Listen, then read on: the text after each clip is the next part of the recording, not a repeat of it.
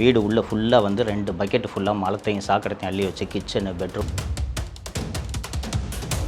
ரொம்ப கெட்ட வார்த்தையில் ரொம்ப பேசினாங்க. மாலதியும் சங்கரை பற்றி ரொம்ப பேசினாங்க. திரும்பின உடனே பின்னாடியே துரத்திட்டு வந்து கல்லை விட்டு எறிஞ்சாங்க. உங்கள் வண்டி மேலேயா? வண்டி மேலே கல்லை விட்டு எறிஞ்சாங்க. இப்போ அவங்க வந்தவங்கலாம் வந்து ஸ்டாலின் பையன்கிட்ட அது உதயநிதிக்கிட்ட காசு வாங்கிக்கிட்டு தான் அவங்கெல்லாம் வந்து இப்படி பண்ணாங்க. 5 நிமிஷத்தில் போலீஸால் கிளியர் பண்ண முடியும். 3 மணி நேரமாக போலீஸ் கிளியர் பண்ணாமல் பேட்ரோல் ஜீப் வந்து அங்கேயே வெயிட் பண்ணிட்டு இருந்தாங்க. எங்கள் அம்மா உயிருக்கு பயந்துட்டு எனக்கு ஃபோன் பண்ணுறாங்க. இலங்கையை சுற்றி பார்க்க வெறும் 25,000 மட்டுமே. ஆமாம் மக்களே, இது கனவல்ல, முற்றிலும் உண்மை. வானூர்தி கட்டணம், காலை உணவு, தங்கும் விடுதி, அனைத்து போக்குவரத்துக்கள் உட்பட மார்ச் 30 முதல் திருச்சி யாழ்ப்பாணம் நேரடி வானூர்தி சேவை. இன்றே முன்பதிவு செய்யுங்கள். மேலும் விவரங்களுக்கு அணுகவும் உவகை உலா 9600021480. என்ன சார் ஆச்சு? நான் காலையில் வழக்கம் போல் ஆஃபீஸ்க்கு நான் ஒரு 9:30க்கு நான் கிளம்புறேன். ஆஃபீஸ்க்கு கிளம்பும்போது ஒரு 2 பஸ் இந்த சந்தில் நின்றுட்டு இருந்துச்சு. 2 பஸ் மினி பஸ் நின்றுட்டு இருந்துச்சு. எனக்கு ஃபஸ்ட்டு அதுவே அன்யூஷுவலாக இருந்துச்சு. இந்த சந்தில் என்ன ஃபங்க்ஷன் நடக்க போகுது, எதுக்கு மினி பஸ் நின்றுருக்குன்ட்டு. அப்புறம் போய் என்னோடய வண்டி இந்த பக்கம் திரும்பின உடனே பின்னாடியே துரத்திட்டு வந்து கல்லை விட்டு எறிஞ்சாங்க. உங்கள் வண்டி மேலேயா? வண்டி மேலே கல்லை விட்டு எறிஞ்சாங்க. அப்போ தான் எனக்கு வந்து என்ன அட்டாக் பண்ண தான் வந்திருக்காங்கன்றது எனக்கு அப்போ தான் தெரிஞ்சிச்சு. சரி, சந்தேகமாகப்பட்டு நான் அந்த பக்கம் கொஞ்சம் போன பிறகு நான் அம்மாவுக்கு ஃபோன் பண்ணி கேட்குறேன். சங்கர் யாரோ வந்து கதவை இடிக்கிறாங்கன்னு மட்டும் எனக்கு தகவல் கிடச்சிது. அதுக்கப்புறம் நான் இமீடியட்டாக கண்ட்ரோல் ரூமுக்கு ஃபோன் பண்ணி சொல்கிறேன். சொன்ன உடனே நாங்கள் ஆள் அனுப்புகிறோம் சார், ஒரி பண்ணாதீங்கன்னு சொல்கிறாங்க. கிட்டத்தட்ட அரை மணி நேரத்துக்கு ஆள் யாரும் வரல. அதுக்குள்ளே பின்னாடி இருந்த கதவை உடச்சிட்டு உள்ளே வந்துட்டாங்க போல இருக்கு. நான் அம்மாட்ட யார் சார் வந்தவங்க துப்புரவு தொழிலாளின்னு சொல்லிட்டு சொல்லிக்கிறாங்க. இந்த துப்புரவு தொழிலாளிகளுக்கு ஏமாற்றி செல்வ பெருந்தகை அவர்கள் அவங்களெல்லாம் ஏமாற்றி அவங்களுக்கு லோன் வாங்கி தரத்தில் மோசடி பண்ணியிருக்காருன்னு நான் 2-3 ஸ்டோரி பண்ணியிருக்கேன். அதையொட்டி தான் இவர்கள் வந்திருக்கிறதாக நான் பண்ணி ரொம்ப நாள் ஆகுது இல்லை, ஒரு 10 நாளைக்கு மேலே இருக்குங்க. இது ஒரு ஆர்கனைஸ்டு. குறிப்பாக இந்த தாக்குதலுக்கு காரணம் சென்னை மாநகர காவல்துறை ஆணையர் திரு அருண் அவர்கள் தான் அப்படின்றதுல எனக்கு எந்த விதமான சந்தேகமும் இல்லை. அவரும் செல்வ பெருந்தகையும் சேர்ந்துக்கிட்டு தான் இதை ஆர்கனைஸ் பண்ணியிருக்காங்கிறதுல எனக்கு சந்தேகம் இல்லை. ஏன்னா இந்த ஸ்கேமோட மொத்த பெனிஃபிஷியரியே வந்து திரு செல்வ பெருந்தகை, அவரும் திரு அருண் அவர்களும் நெருக்கம்.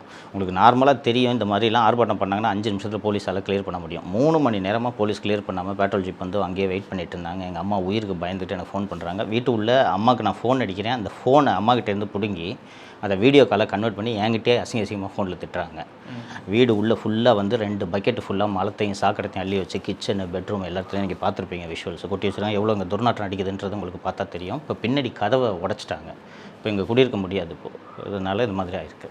ஓகே, நிறைய ஸ்டோரி பண்ணியிருக்கீங்க. குறிப்பிட்டு இந்த விஷயத்துக்கு தான் நம்ம அட்டாக் பண்ணப்படுறோம் அப்படின்னு எப்படி கண்டுபிடிச்சிங்க? வந்திருந்தவர்கள் துப்புரவு தொழிலாளிகள். அவங்க வந்து துப்புரவு தொழிலாளிகள்னு சொல்லிட்டு அவங்க தங்களை சொல்லிக்கிட்டாங்க. அதனால் இவங்களை துப்புரவு தொழிலாளிகளை ஆர்கனைஸ் பண்ணி அனுப்புகிறாங்க. வேறு யாரையும் எப்படி கூலிப்படையினர் எப்படி ஆர்கனைஸ் பண்ணி அனுப்ப முடியும்? அதனால் துப்புரவு தொழிலாளிகள்ன்ற போர்வையில் இந்த தாக்குதல் நடந்திருக்கு. நான் அவங்க கையில் கிடச்சிருந்தேன்னா என்னோடய உயிருக்கு ஆபத்துன்ட்டு நான் நிச்சயமாக நம்புகிறேன்.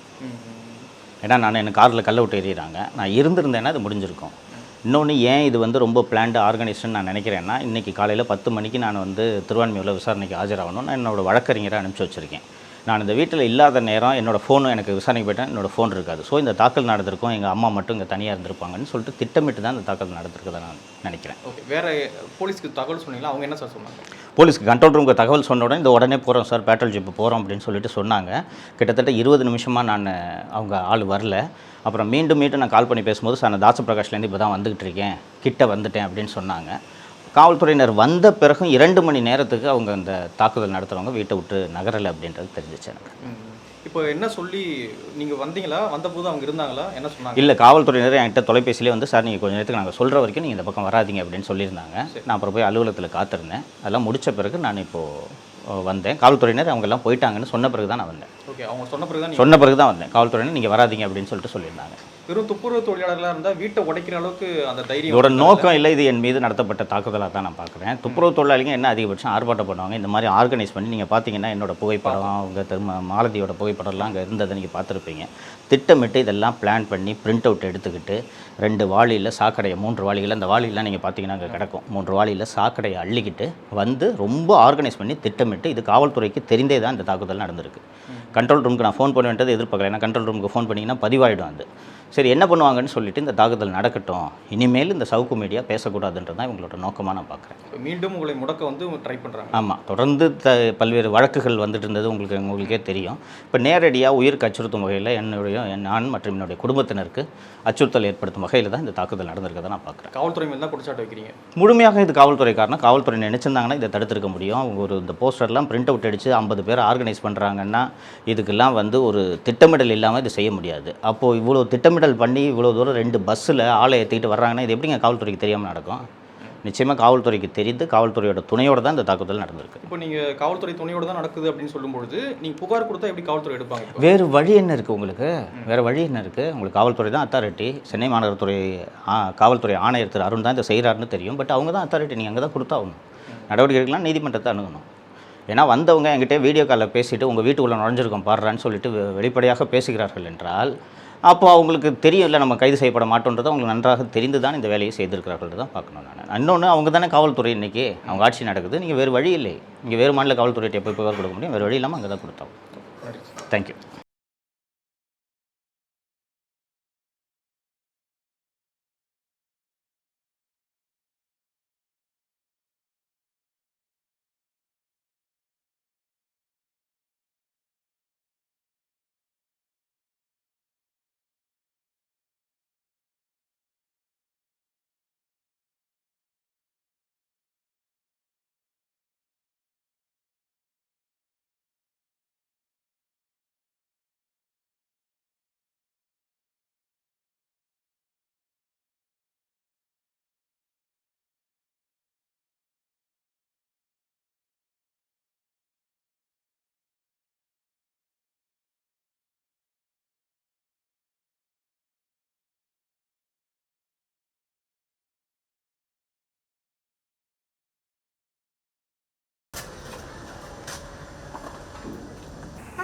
செருப்பு போடாம இருக்க முடியாதுப்பா.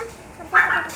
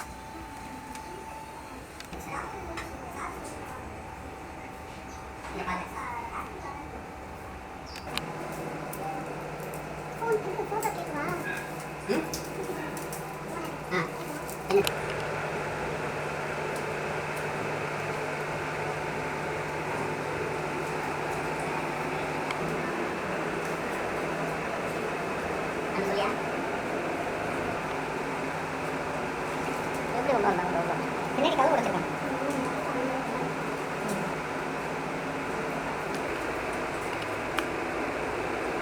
அது பரவாயில்ல.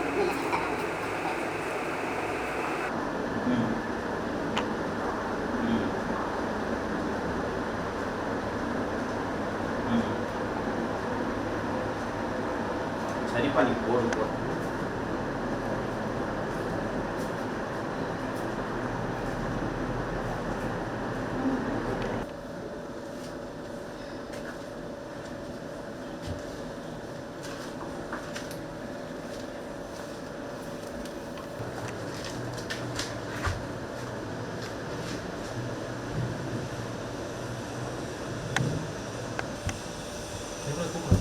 வேறு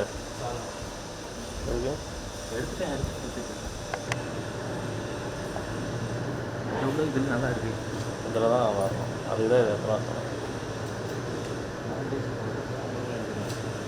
போய் போயிட்டு எடு. நீ எடு கேமரா அதுலேயே எடு.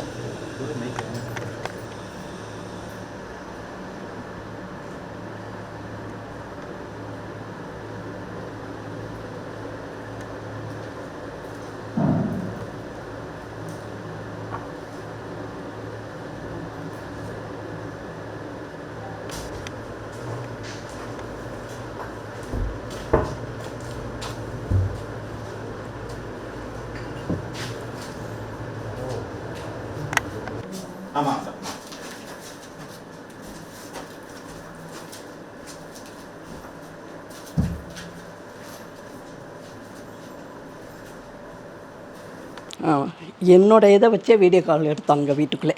என்னுடைய மொபைலை வச்சே வீடியோ கால் எடுத்தானுங்க. அப்புறம் எடுத்தது பிறகு ரொம்ப கெட்ட வார்த்தையில் ரொம்ப பேசினாங்க. மாலதியும் சங்கரையும் பற்றி ரொம்ப பேசினாங்க. அவள் எங்கே, மாலதி எங்கே அப்படின்னு. அவங்களும் சேர்ந்து போயிட்டாங்கப்பா அப்படின்னு. இப்போ இந்த தாக்குதல் நடக்கும்போது போலீஸ் வந்தாங்களா? நடக்கும்போது நடந்து முடிஞ்சப்போ வந்தாங்க. போய் சொன்னீங்களா அவங்க கிட்ட என்னன்னு? இல்லை அவங்களே வந்து உடனே நடந்துகிட்டு இருக்கும் வெளியில் வந்துட்டாங்க. ஒருத்தன் இப்படி வந்தான், போலீஸ் சொல்ல எல்லாம் அந்த இதை திறந்து விடலாம் இப்படி போயிட்டாங்க. அப்புறம் போலீஸுங்க வந்தோன்னா கொஞ்சம் நான் அவங்கக்கிட்ட சொன்னேன், எனக்கு மொபைல் மட்டும் வாங்கி கொடுத்துருங்க, வச்சுட்டு கொடுக்க மாட்டேன்றாங்க அப்படின்னு. மொபைல் வாங்கிட்டாங்களா? என் மொபைலை வாங்கி தான் வீடியோ எல்லாம் பண்ணாங்க. அப்புறம் அவங்க வந்து வாங்கிக்கிட்டாங்க, வாங்கி கொடுத்தாங்க. அப்புறம் அதுக்கு பிறகு போலீஸ் வந்தாங்க. அவனுங்க அப்புறம் கத்திக்கிட்டே தான் இருந்தானுங்க.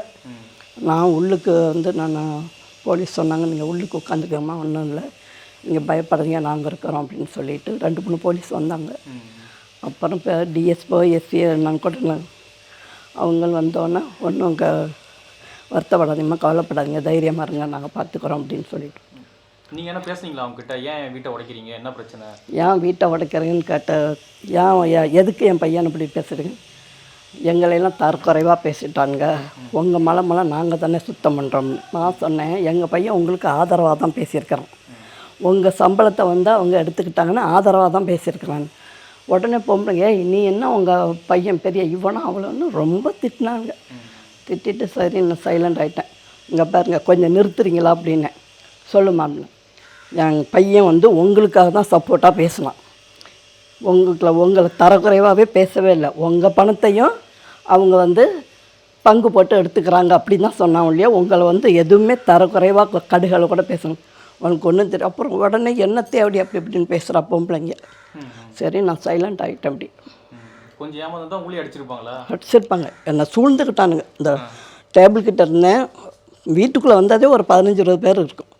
அப்படியே டேபிள் சுற்றியும் சூழ்ந்துக்கிட்டானுங்க. இப்போ என்ன செய்கிறாங்க, அம்மா உங்களை நான் ஒன்றுமே செய்யலை, உங்களுக்கு நான் ஒன்றும் செய்ய மாட்டோம், அவன் இருக்கிற இடத்த மட்டும் சொல்லிவிடு. ஏன் அப்படின்னு, சங்கர் இருக்கிற இடத்த மட்டும் சொல்லி, அவன் ஆஃபீஸுக்கு கம்பெனிக்கு தான் போயிட்டுருக்கிறான், போய் பார்த்துக்குங்க அப்படின்னு.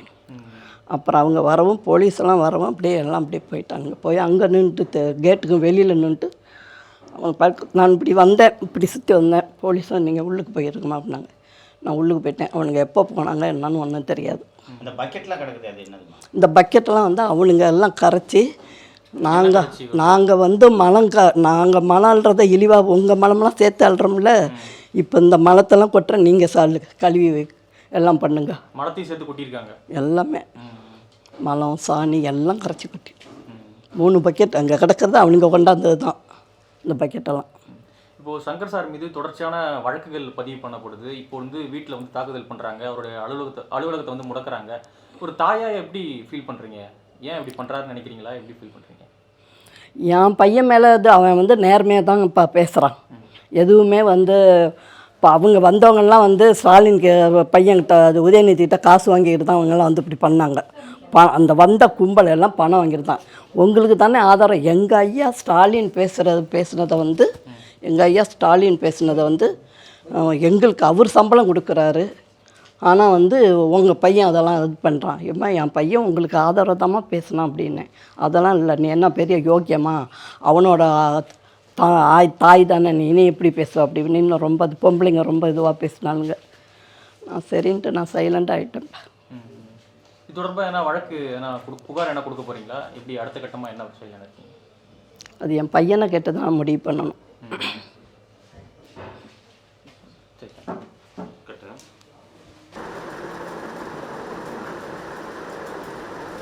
லாஸ்ட் அடிங்க அடிக்காது, எஃபெக்ட் ஆகும். சரிங்க, மாற்றலாம் இருங்க. எத்தனை டைம் இல்லை?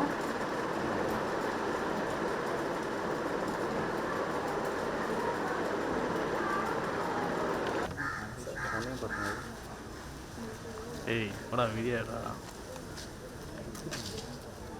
நீ வேஸ்ட்டா, நீ ஆலிக்க மாட்டேடா.